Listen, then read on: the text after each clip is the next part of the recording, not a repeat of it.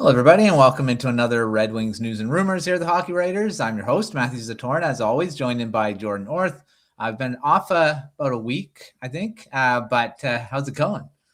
Good. Wings are hopefully, fingers crossed, getting close to being back to healthy. So hopefully that bodes well for the last couple weeks here. Yeah, we're closing in on the playoffs now, and I mean, what most teams have around like 12-ish games to go. Everyone's right around the 70-ish game mark. Some of it played 71. So yeah, we're in the stretch run, if you could ever say it now. I mean, you're looking at the Red Wings. They're at 84 points. And they're just outside the wild card race right now, which is something that we were saying. Oh, they're definitely going to be in the playoffs. Definitely. It's not that case anymore, right? So I mean, as we sit right now, they wouldn't make the playoffs if the playoffs started tomorrow, but they don't. So I mean, the Red Wings are still in the race. One win will push them right into the wild card spot again, right back into. Actually, they'd be tied with Montreal Canadiens in the Atlantic. So lots can change for the playoffs right now. So, I mean, I think the Sabres really jumping in. They have 95 points now. Have been one of the best teams in the NHL since, December? And that kind of threw a wrench into everything, right, with the Red Wings because they didn't have to contend with the Sabres for a bit there. And now, looks like the Sabres might win the division if everything kind of goes the way it's going. But yeah, the Red Wings are still alive in the playoff race. Whether they are going to be in the Atlantic or the wild card spot remains to be seen. But we'll talk lots about the playoff race. But I wanted to talk first about is Justin Faulk. I mean, now last time we talked, he had only played the one game. Now he's got a pretty good sample size. So what do you think about his play? Is he kind of what you expected for when you started here? Yeah, I mean the 2 points in 7 games, doesn't jump out obviously, but I mean playing just shy of 21 minutes a night. That's what they brought him in for, and I mean I think he's been as advertised with the cost they gave up. I mean you're hoping he's going to be, and so far I think he has. I mean obviously he's had a few miscues defensively, but I mean that's going to happen to anybody. But overall, yeah, I think he's looked exactly as people expected him to.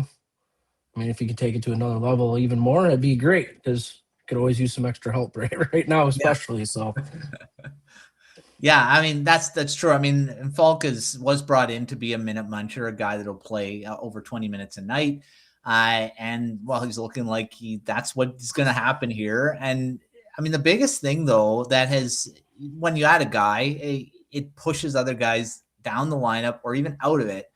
And that's what's happened to Axel Sandin-Pellikka here. And, for a guy that's just in his first season in the league and, he was playing a lot. He was playing almost every game before Falk was acquired and looked pretty good doing it. Now he's been a healthy scratch for, 6 of the last 7 games. And is that good for his development? I mean, he can go down to the Griffins, fine. And the Griffins, I mean, they're rolling, so you'd be going into a winning environment. What's best for him right now? I mean, is it good that he's a healthy scratch just sitting in the press box, or would it be better for him to go to the Griffins and play top pairing minutes most likely? Well, earlier today they actually sent him down to Grand Rapids, so it works out. So that's a good idea, good thing. yeah. I mean, I think it for him to regain that confidence, it makes sense for him to go down there, get some quality ice time, regain. Not even it's more or less just getting the feel of even more of the professional game. Well, he was getting it in the NHL, obviously, but playing more of that bottom line pair minutes. Yeah, I think playing whether it's first pair, second pair, whatever they decide in Grand Rapids, I think regaining that confidence, getting more established defensively, which is in my mind part of the reason why he was a healthy scratch as much as he was, because everybody knows he brings plenty to the offensive end. But being able to play at both ends of the ice, especially in the crucial time of the season, is a big reason why I feel like McClellan kind of left him out, because you got Bernard Docker, you got Johansson there. they're not going to give you the points, obviously, that Sandin-Pellikka can, but they give you that added layer of, okay, we can rely on these guys a little bit more than him when it comes to the defensive game. So yeah, I think him going down to Grand Rapids is going to bode well for him in short term and long term. Yeah, and it's true. I mean, the thing is in the NHL he was playing quite a bit, and yeah, he's still got a lot of development to do. I mean, he's really young. I mean, playing in the AHL, and was it expected that he was going to make the team out of training camp? I don't know if it was expected. I thought maybe Grand Rapids was the place he was going to go anyway. But he played himself onto the team, and he was good enough to stay. And once you acquire a guy like Justin Faulk, I mean, that's probably the guy that's going to go out of the lineup, is a young guy like Sandin-Pellikka. So he goes down to the Griffins, and, yeah, like you say, gains confidence, and defensively and offensively, it's there. I mean, it's not going to, you don't need development there.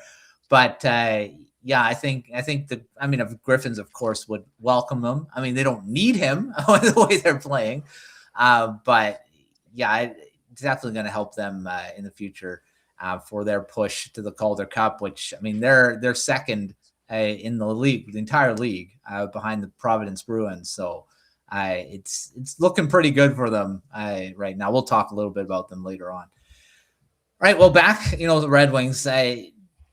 A lot of the stuff that's, they're not winning as much as they usually are. That's why they've dropped out of the playoffs right now.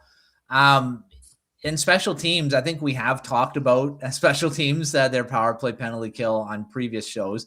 But this is something that's going to have to be fixed for just playoffs. Even if they make it to the playoffs, that just times by 10 how much special teams are important. So, but they're still struggling with it. Yeah, I mean, the injuries definitely don't help. I mean, you kind of look at the second power play, you're shuffling guys around too. So, I mean, getting back to full health, whether it's Larkin coming back, hopefully tomorrow night against Ottawa, or it's, getting just guys back where they should be. I'm fully convinced that Lucas Raymond's got something going on that he's playing through with just the numbers. He's not put up a ton of numbers since the Olympic break or even the deadline.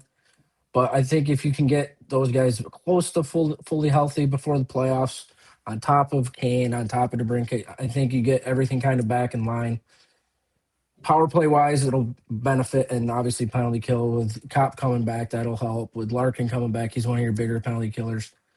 If you can get that all back in order, I think you're going to see a little bit of an uptick, which, I mean, they need it bad. So, yeah, and that's true. I mean, when you don't have your best power play guy in Dylan Larkin, it will, affect that.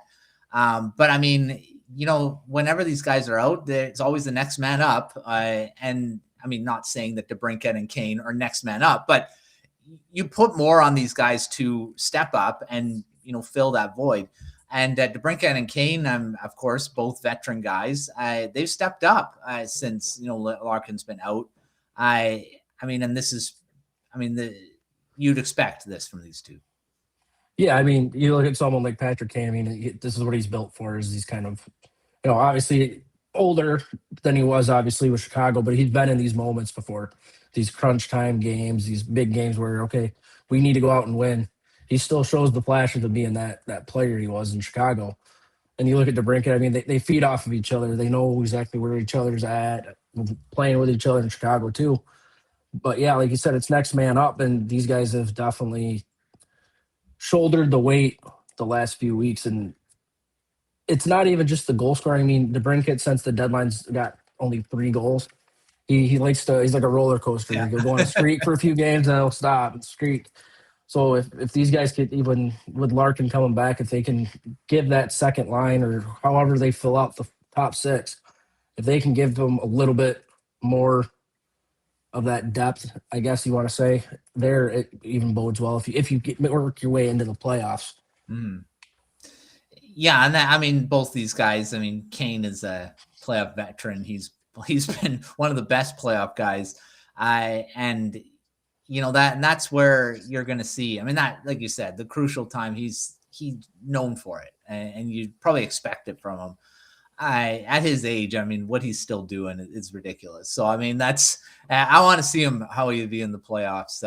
And so I hope the Red Wings do make it, because I think he's going to be a big part of it for sure. And he's going to be really motivated because he doesn't have many more years left. This is probably be his last playoff run in his career. So I'm hoping that he'll get a chance at it, because I think he's going to be great. All right, to finish off the show, I want to talk about his goaltender, which, I mean, it's not Sebastian Cossa. We're not going to talk about him. He's been amazing. I mean, in Grand Rapids, is one of the best goaltenders. But his backup has looked pretty good too, and he was signed in the offseason of the NCAA. His numbers are actually better than Cossa's. He's got 21 games and 1.86 goals against average and 932 save percentage. 2 shutouts with 13 wins. I mean, he's an older prospect. You can still call him a prospect. Are you surprised by how much he's kind of? I mean, he's been flying under the radar maybe a little bit. I mean, of course, Costa's the big chip, blue chip guy, but I mean, he could end up being a good part of the Red Wings in the future too. Yeah, I mean, you look at it as if for some reason, a trade pops up where you can acquire a guy for, say, a Costa or an Augustine. If you think he's Postava as part of that, whether it's a backup in the NHL or just an organizational depth guy with how many guys you have in your system right now, you might be inclined to make that move. Not saying that's going to happen, because obviously I don't want to see either Costa or Augustine go anywhere. But yeah, I mean, he's even when Costa's had an off game or he's kind of needed a night off, like you said, you listed off his stats. I mean, he's been rock solid. So it is a surprise of how he's adapted to the game as quick as he has to the pro game. And it bodes really, really well for Grand Rapids going into the playoffs. If they do want to save Costa a little bit for a deeper run, or if Costa needs a night off, I mean, you got 2 goalies right there that you can rely on. Mm-hmm. I don't know. I'm in NCAA mode. He wasn't signed with NCAA. He was signed with the Czech League. I've a lot of NCAA tournament stuff, so it's like that was in my head. But yeah, he's signed out of the Czech League this past, so he wasn't even a draft pick. That's some found money right there. So if he ends up being a really good goaltender, he was 23 years old when he was signed there. So I mean, he could have a future. And like you said, you trade, if they do trade Costa or Augustine, I mean, Postava could become a good guy, or even trading him. I mean, he ended up getting some value if he keeps playing like this. So he's really helped the Griffins get to where they are in the standings as well. I mean, 13 wins, that's 26 points. So that's a lot of points if you take those away. So yeah, he could end up being a bit of a gem that they found here. Yeah, and I mean, you look at it too. I mean, if Augustine comes to Grand Rapids next year, you've got a guy there too. If say Costa moves up to the NHL, you've got a guy there that's got the experience that can kind of show him the ropes, and you're not going to have to rely on Augustine to play 3/4 of the games of the season. You've got that backup that can play as many games as you need him to kind of ease Augustine into the game too. So either way, I mean, if he can keep the play up and sticks around, I mean, it's great, because it helps at kind of each level, AHL and NHL, for the Wings. Yeah, 100%. I mean, their goaltending depth is really good right now when you're looking at the full depth. They've got a pretty strong pipeline right now, and if you draw from it, that's draw from strengths. I mean, that's what when you build up such a good prospect pool, you can move them and not hurt by moving it. So we'll see what happens if Yzerman does decide to do that to address the second line center. I guess it depends on what happens in the playoffs. If that ends up being a really big deal to address in the offseason, we'll see what happens. All right, finishing off, speaking to stay on Grand Rapids, I mentioned they're second in the league. They have a chance at actually winning the league because they're not that far behind the Bruins. Are they? I mean, obviously, probably an obvious answer here, but are they a favorite for the Calder Cup right now? Because I mean, they haven't had this good of a team in a long time. Been out of the playoffs a number of years. I believe they made it last year. They did. And And that was the first time in a long time, I believe. So, this is a really good team. So do they have a chance? Yeah, I think it really just boils down to, they're missing Dries, they're missing Nygaard, they're missing Shine right now. They're all obviously with the Wings. I mean, you got the top three of your top four goals or point scorers right there out of your lineup, but they've got the depth and the mix of the the young guys that they've got. I'm interested to see how Genborg looks.